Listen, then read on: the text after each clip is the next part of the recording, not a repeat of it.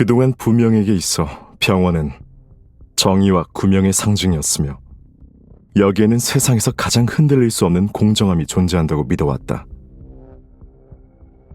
하지만 그 사람의 등장으로 그의 생각은 완전히 산산조각이 나고 말았다. 그는 10여 년간 연구하고 공부에 매진한 끝에 마침내 소원대로 이 병원에 들어올 수 있었고, 가장 평범한 레지던트부터 시작해서 한 걸음씩 힘겹게 올라가 주치의 자리까지 올라왔다. 반면 차이수, 늘 거만하고 제멋대로인 그 부잣집 도련님은 인맥을 이용해서 해외에서 돌아오자마자 바로 낙하산 인사로 들어와서는 손가락 하나 까딱하지 않고도 손쉽게 자신과 같은 위치에 서게 되었다. 인맥으로 들어온 거라면 얌전히 몸을 낮추고 처신해야 하는 게 맞지 않나? 그런데 차이수는 그러지 않았다. 제멋대로 행동하며 병원 규정 따위는 안중에도 없었고, 자신이 옳다고 생각하는 대로만 행동할 뿐 아니라 의료 절차는 무시하고 의료 자원을 함부로 남용하기 일쑤였다. 심지어 몇 번이나 병원의 경고를 무시하고 몰래 환자들의 치료비를 대신 내주기까지 했다. 정말이지 얼마나 숭고한 행동인가. 다른 의사들은 마치 돈만 아는 냉혈한 악역처럼 보이게 만들어버렸다. 그래서 그는 줄곧 차이수의 존재 자체가 병원 전체는 물론 의료 시스템에 대한 모독이자 파괴라고 생각했다. 이런 생각과 갈등이 점점 쌓여가더니 결국 어느 날 터져나오고 말았다. 그날 휘명시에서 연이어 여러 건의 사고가 발생했고 병원 전체가 혼란과 분주함에 휩싸였다. 차이수가 교통사고에서 무고하게 다친 젊은 환자를 수술실로 데려가려던 참에 구급차가 또 다른 부상자를 실어왔다. 그런데 새로운 이 부상자는 바로 그 젊은 환자를 다치게 한 가해 운전자였고, 여러 차례 과속과 교통법규 위반을 저지른 것도 모자라 교통경찰을 도발하고 지시를 무시하다가 결국 큰 사고를 낸 것이었다. 부명이 앞으로 나가 초진을 해보니 이 가해자가 더 심하게 다쳐 상황이 더 위급했고 긴급히 수술이 필요한 상태였다. 그런데 지금 병원에는 빈 수술실이 단 하나밖에 남아있지 않았다. 부명은 어쩔 수 없이 차이수를 막아서며 병원 규정에 따라 더 심하게 다친 가해자를 먼저 수술실로 보내야 한다고 말했다. 하지만 차이수는 거절했다. 이런 대답을 들은 부명은 더 이상 속에서 끓어오르는 분노를 참을 수 없었다.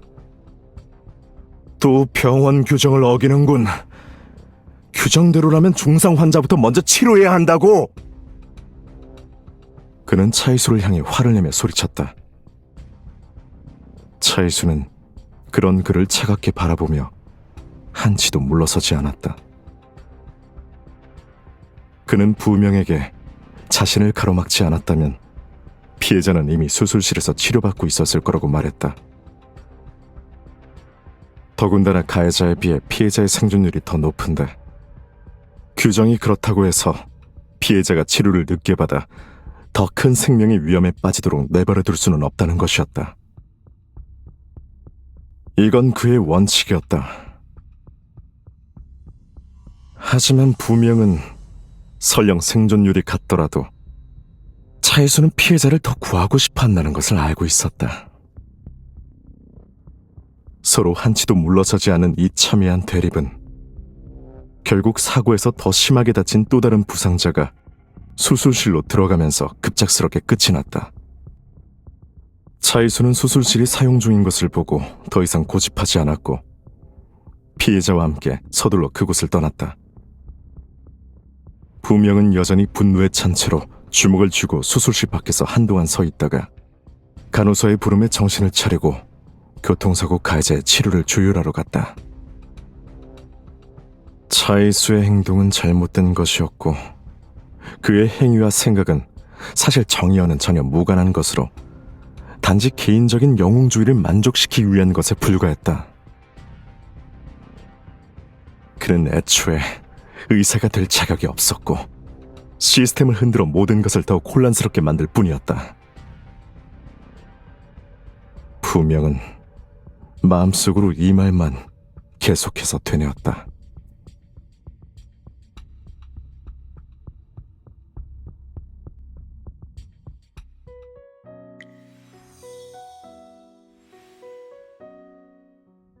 자신의 손이 떨리고 있다는 것을 깨달은 순간 그는 깊은 공포를 느꼈다.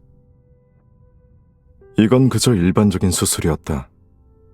하지만 병소를 성공적으로 절제한 후 그는 갑자기 자신의 손가락 관절에서 찌르는 듯한 통증이 전해지는 것을 느꼈다. 그 때문에 손에 든 수술용 집게도 아무런 예고 없이 바닥으로 떨어졌다. 수술실의 다른 사람들은 모두 이것이 그저 사고일 뿐이라고 생각했다. 그 역시 마음속에 점점 퍼져가는 불길한 예감을 억누르며 간신히 그 수술을 마쳤다.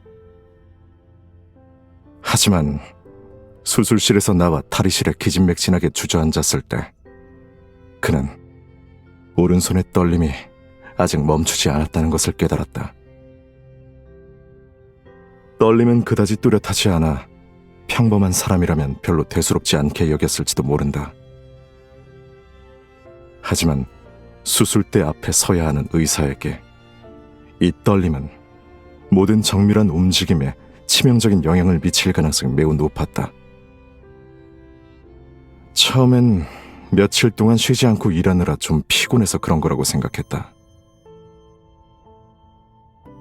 하지만 며칠이 지나도 떨림 증상은 나아지기는커녕 더 잦아졌으며 심지어 한 번은 수술대에서 큰 실수를 저지를 뻔했다.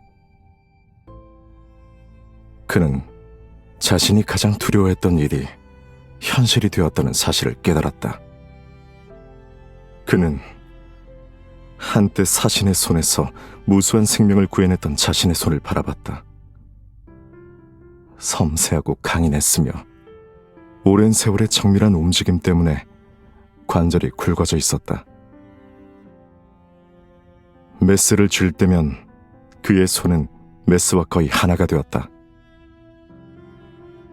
메스는 무적이자 막을 수 없는 무기였으며 그와 함께 수십 년을 나란히 싸워오면서 비길 데 없는 안정성과 힘을 지니고 있었다. 하지만 지금 이 손은 주체할 수 없이 떨리고 있었다. 그는 몸이 좋지 않다는 핑계로 휴가를 내고 집에 머물며 수술 관련 업무를 모두 중단했다.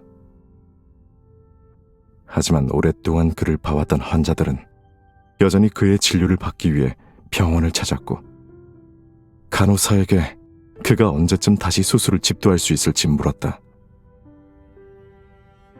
그는 오랫동안 침묵했지만 답을 줄 수 없었다. 이대로 포기해야 하는 걸까? 아니, 그는 절대 체념하지 않는다. 풋내기 학생에서 지금까지 그는 이미 수술대에서 이 한 가지 일을 위해 반평생을 바쳐 싸워왔다. 이것은 그의 일생의 이상이었다. 지금 그를 멈추게 하는 건 그의 생명을 앗아가는 것과 다름없었다. 하지만 계속할 것인가? 의사로서 그는 현재의 의료 수준으로는 그의 손 문제를 근본적으로 치료할 수 없다는 것을 매우 분명히 알고 있었다. 의사로서의 직업 윤리도 손이 떨리는 채로 수술대 앞에 서는 것을 허용하지 않았다. 그래서 그는 책상 가장 아래층 서랍을 열었다. 안에는 개봉하지 않은 DEA 한 박스가 들어있었다. 그는 이런 약물로 손의 떨림을 억제하는 건 도구로서 갈증을 달래는 것과 다름없다는 것을 알고 있었다. 하지만 지금 그는 막다른 길에 몰렸다. 약상자를 계속 집었다 놓았다 하며 몇 번의 밤을 뒤척이며 보낸 끝에 그는 마침내 결정했다. 그는 그 DA 박스를 가지고 병원으로 돌아갔다. 차이수도 그의 이상을 눈치챈 듯했다. 그의 시선이 조금도 숨김없이 그의 손에 머물며 어떻게 된 건지 물었다. 그는 웃음을 짜내려 했지만 할 수 없었다. 그저 고개를 숙이고 아무렇지 않은 척 진료 기록을 뒤적이며 눈빛을 숨겼다. 괜찮네. 쉬지 못해서 좀 피곤한 것 같다. 그가 답했다. 동시에 아직 먹지 못한 그 DA 알약은 그의 가슴 주머니에 조용히 들어있었다.